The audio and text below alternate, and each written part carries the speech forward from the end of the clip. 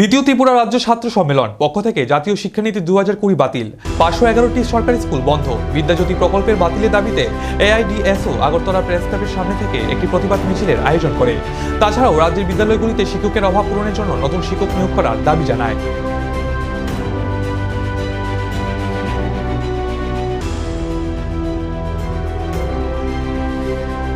আজ 28শে সেপ্টেম্বর ভারতবর্ষের স্বাধীনতা আন্দোলনের আপসীন ধারার বিপ্লবী শহীদ আজম ভগৎ সিংয়ের আজকে 118তম জন্মদিবস।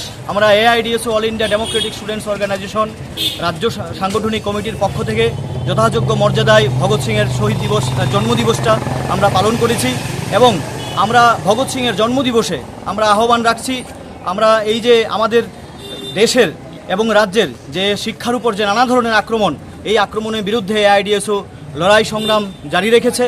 আপনারা জানেন আমাদের রাজ্যের 511টা স্কুল বন্ধ করার সিদ্ধান্ত নিয়েছে সরকার এবং সারা দেশব্যাপী জাতীয় শিক্ষানীতি 2020 যে সর্বনাশা শিক্ষানীতি তা বাতিলের দাবি করছি আমরা।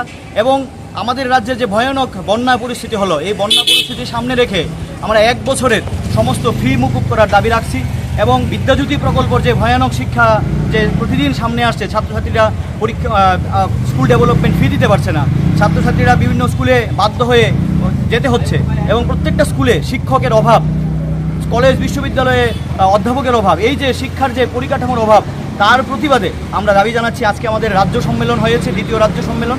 এই ভগৎ সিংয়ের জন্মদিবসকে সামনে রেখেই আমরা এই আজকের এই কর্মসূচি। আমি রামপ্রসাদ আচার্য, রাজ্য সম্পাদক।